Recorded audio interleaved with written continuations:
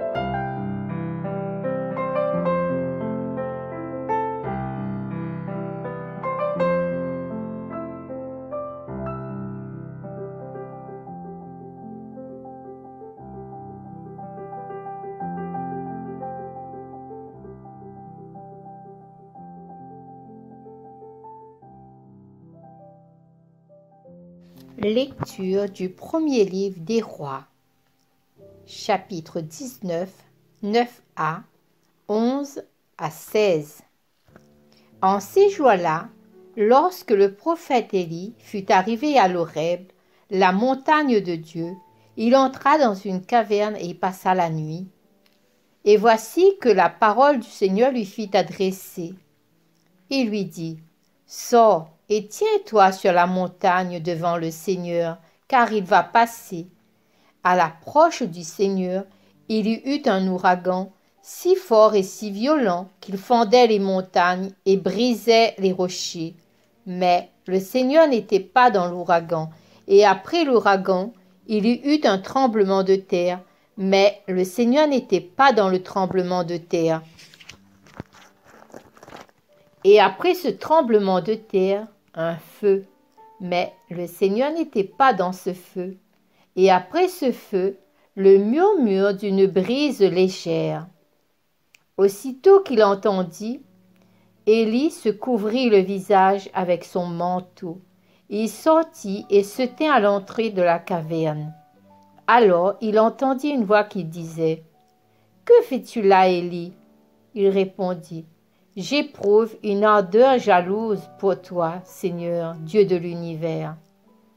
Les fils d'Israël ont abandonné ton alliance, renversé tes autels et tué tes prophètes par l'épée.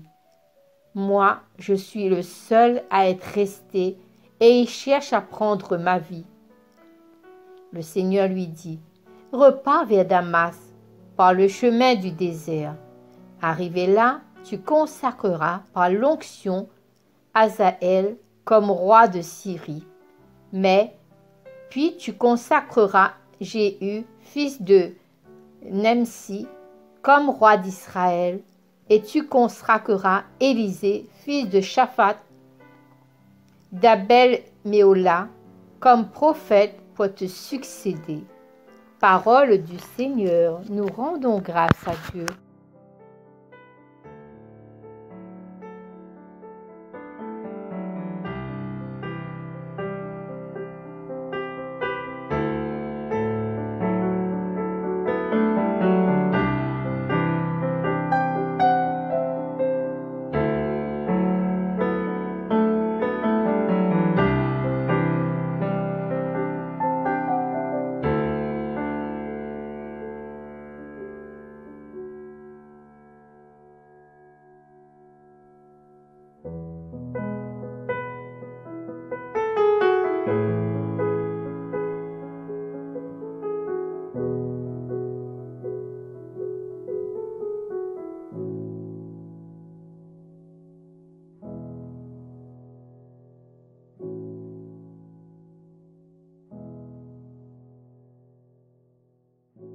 Dans cette lecture qui vient du livre des rois, c'est des expériences vécues, c'est un moment fort. Et sous cette grotte, il se passe des choses et c'est grandiose. Quand le Seigneur appelle, quand le Seigneur donne mission. Lorsque le prophète Élie fut arrivé au Sinaï, il entra dans la caverne. La parole du Seigneur lui fit adresser. Élie est un homme de Dieu, un contemplatif. Il aime les hauts lieux de solitude. Le désert de Sinaï est un de ces lieux de la terre où le dénuement est tragique. L'absence de toute distraction peut provoquer chez l'homme. Il rentre aussi en lui-même pour y entendre Dieu. Et aujourd'hui, je me pose la question, quelle est aussi ma caverne à moi? Quel est aussi mon lieu de retraite? L'endroit et le moment où je me mets en particulièrement à l'écoute et la présence de Dieu. Est-ce aujourd'hui? Est-ce que hier j'étais à l'écoute? Et souvent je me demande, est-ce que sa parole va me transformer? Est-ce que je fais aussi de la médiation? Ou est-ce une simple lecture que je fais? Je cherche aussi à comprendre, à avoir une suite d'idées. Et si ces idées sont bonnes, elles nous font grandir intellectuellement. Souvent, le but unique est de rencontrer quelqu'un, c'est se mettre en dialogue avec la personne ou avec celui que le Seigneur nous envoie. Et on dit, bah merci Seigneur pour celui que tu m'envoies aujourd'hui. Un petit moment d'écoute, un petit moment de partage. Et quelquefois, ben, ça dure un peu plus. On est en harmonie avec la personne avec qui on discute. Et c'est là qu'on recherche Dieu ben, dans ces paroles-là. Et le Seigneur nous dit, sors dans la montagne et tiens-toi devant le Seigneur, car il va passer. Ah, aujourd'hui, est-ce que ce passage-là, Seigneur, est pour moi? Est-ce que tu vas passer dans ma vie? Est-ce que moi aussi, je vais rencontrer Dieu sur cette route-là? C'est à ce moment-là que je dois me poser quand est-ce que je suis attentif à cette parole? Le point le plus important dans notre vie, ben, il y a aussi la prière. Et cette prière-là, c'est comme si on se tient devant le Christ et qu'il est là, qui nous écoute. À ce moment, ben, comme un exemple que je peux donner, étant sur ce mont-là où Élie a passé, ben, il y a des expériences spéciales qui s'est passées ce jour-là. Et on avait l'impression de vivre comme Élie dans cette caverne et d'entendre cette pluie, cet ouragan, ce tonnerre, tout ce qui se passe devant nous et se dire, Dieu, est-ce que tu es vraiment là? Est-ce que c'est toi? Et je me place devant lui et je me dis, Seigneur, je me tiens en ta présence. C'est à ce moment-là qu'on se rend compte que on ne peut rien faire face à la volonté de Dieu, même si des fois j'ai des bonnes idées, mais je dois écouter celui du Seigneur, celui qui donne.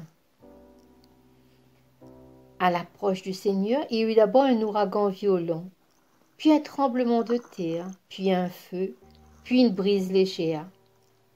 Ah, ça c'est une grande découverte pour Élie. Mais aujourd'hui, est-ce que je me mets à la place de Élie?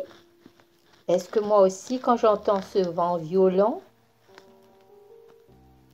je me dis que le Seigneur, il veut convaincre, et il veut convaincre qui? À quel moment? Est-ce que c'est à grands coups d'arguments frappants et spectaculaires qu'on arrive à parler avec son camarade? Je pense plutôt avec la douceur, avec un moment de tendresse. Et c'est là qu'on se rend compte que, ben, comme Élie, souvenons-nous que avec un grand sacrifice dans le haut du Carmel, quand il a découvert Dieu, il l'a pas découvert dans du bruit fort, il l'a pas découvert dans un tremblement, il l'a pas découvert dans un feu, mais dans une petite brise légère. Et cette petite brise légère, et elle est à ma portée aujourd'hui. J'écoute, je suis attentive et je cherche à comprendre ce que Dieu veut pour moi aujourd'hui et pour cette humanité, pour l'être humain qui nous entoure. Oui, c'est sûr que notre Dieu, il est un petit peu discret, il est un petit peu caché, mais je dois le chercher là où il se trouve. Et ce que je dois savoir, ben, le Seigneur ne s'impose pas, hein. Il faut que c'est nous dans notre cœur. S'il y a un orage qui est en train de passer, ben, j'essaie de la faire taire et je me dis, ben, Seigneur, prends toute cette place, prends ce qu'il faut pour guérir mon cœur et je cherche à comprendre et à entendre ta voix. Et est-ce que je porte assez d'attention? Est-ce que je prête l'oreille pour entendre? Est-ce que Dieu est dans cette petite brise légère qui est là, à peine perceptible là? Ce vent léger, c'est avec peine aussi qu'on avance, Seigneur, hein, mais c'est sous ton regard. Est-ce que je sais me taire? Est-ce que je peux encore entendre les autres bruits qui sont autour de moi? Ou bien je cherche à percevoir ce que je veux? C'est parce que le Seigneur nous demande, hein, il nous dit, sois attentif à tout ce qui est autour de toi. Fais attention les uns les autres. Avance ensemble. Et c'est à ce moment-là qu'on entend cette douce voix que le Seigneur nous dit. Le Seigneur nous demande d'être attentif à sa présence discrète et il nous demande d'être humble. Il nous dit, je suis à côté de toi, je parle à travers ce qui est autour de toi. C'est à ce moment-là que j'entends ce que le Seigneur veut pour moi et ce que le Seigneur veut pour son humanité. Et comme Élie, ben, je découvre le visage de Dieu et je me dis, ben, si je pouvais moi aussi entendre cette voix qui dit, que fais-tu là? Et je passe mon prénom, que fais-tu là? À ce moment-là, je me dis, ben Seigneur, je t'aime tellement que j'essaie de te faire connaître à travers ce que j'ai vécu moi pour pouvoir annoncer ta parole avec amour, avec bienveillance, avec un sourire. Et c'est à ce moment-là, ben, quand je rentre chez moi, je suis contente de ce que j'ai accompli de ma journée et je m'approche encore plus discret, j'essaie de dialoguer avec Dieu et je lui dis, ben, dans ma vie, si tu es présent, ben, à ce moment-là, je pourrai mieux me connaître et mieux connaître ce qui est autour de moi. Et si tu pouvais, Seigneur, m'envelopper de ton manteau, hein, quelle joie! Et avec un geste de respect, ben moi aussi, je cherche à envelopper ceux qui sont autour de moi, leur donner l'amour de Dieu. Et je les aide en leur disant, ben, pose-toi la question, si le Seigneur était là devant toi, qu'est-ce que tu ferais pour lui? Et chacun d'entre nous a un petit désir au fond de nous, c'est d'être missionnaire, c'est d'être ben, ce porte-parole. Comme Élie, nous avons aussi envie de accomplir une mission spéciale. Et cette mission spéciale, ben, c'est Dieu lui-même qui nous donne à travers ce qu'il nous demande de faire. Et au milieu du monde, il nous envoie. Hein. Des fois, c'est pas que dans le désert.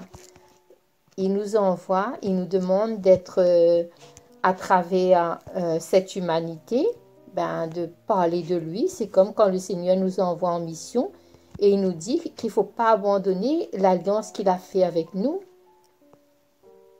C'est pour ça que Dieu nous renvoie à ce monde avec cette humanité. Il nous dit, lui-même, il a quitté son désir, il est allé dans des grandes villes et avec le même rythme de contemplation, avec la même action, ben, j'essaie de prendre contact avec Dieu, avec mes frères et sœurs, et c'est là que je vais porter la parole de Dieu et je vais faire mon apostolat, ben, tout en faisant ma prière, tout en faisant les gestes nécessaires à chacun, à ceux qui sont autour de moi. Je commence ben, déjà dans ma propre famille et puis ben, j'avance avec les petits qui veulent bien et quelquefois ben, celui qui sont un petit peu plus loin, qui ont un désir dans leur vie, ben, je m'approche et je dis, ben, tu sais, le Seigneur t'aime. Et sans oublier la petite phrase, ben, tu es une merveille pour Dieu. Nous allons aussi ben, prendre le texte de Luce Rose, appeler et envoyer. Appeler, envoyer. Seigneur, appelé à la vie pour vivre de la tienne, nourri de ta parole et de ton Eucharistie, où tu nous partages ton corps jusqu'à ce que tu reviennes. Puissions-nous devenir ce regard qui entraîne à la vie tous les autres regards, qui attirent, cherchent, espèrent, mais aussi ceux qui doutent, souffrent ou désespèrent. Seigneur, envoyé à la mission pour continuer la tienne, fort des dons de l'Esprit du jour de notre baptême, de ton enseignement et de ton évangile qui nous soutiennent, où tu nous apprends ta vie et celle du Père qui nous aime. Puissions-nous découvrir tous ces frères à servir parmi nos lieux de vie, nos cités, nos villes mêmes, des 4 coins du monde aux extrémités de la terre. Seigneur, appelé et envoyé sans craindre de partir, te sachant à nos côtés, toujours prêt à nous épauler. Fais naître en nous ces désirs de t'aimer et de nous aimer avec toujours plus d'audace, de fierté, de plaisir. Fais de nous des témoins fervents, sincères, fidèles, des hommes et des femmes attentif à tes appels. Choisis dans nos familles des consacrés à ton ministère, qui soient dignes de toi et fermes dans leur choix. Des baptisés heureux de servir Dieu et ses frères. Donne-nous de savoir t'imiter humblement, toi qui, sans compter, nous aimes assurément.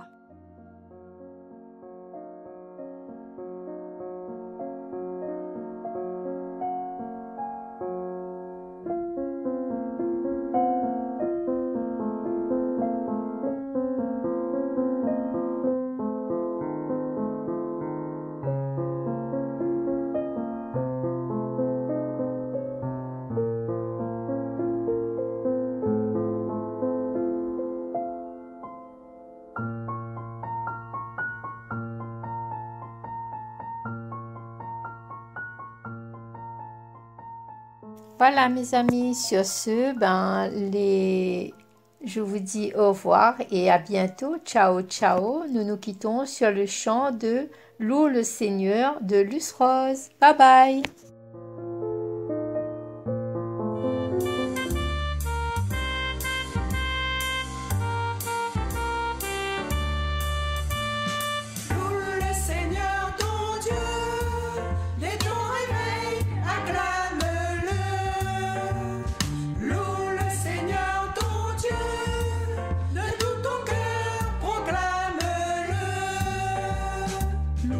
Soleil de tes nuits, loue cet amour infini. Ouvre ton cœur, viens à lui, tu deviendras comme lui. Il t'aimera de tout son être.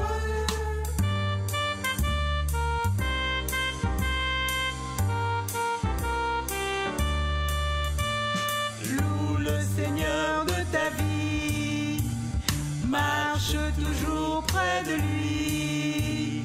N'hésite plus, réponds-lui, donne ta vie comme lui. Il t'ouvrira son cœur de perle. Loue le Seigneur ton Dieu, dès ton réveil, acclame-le. Loue le Seigneur ton Dieu, de tout ton cœur, proclame-le. Loue le berger de tes pas, loin du danger tu seras. Suis son chemin, crois en lui, miséricorde infinie. Il te libère de tes fautes.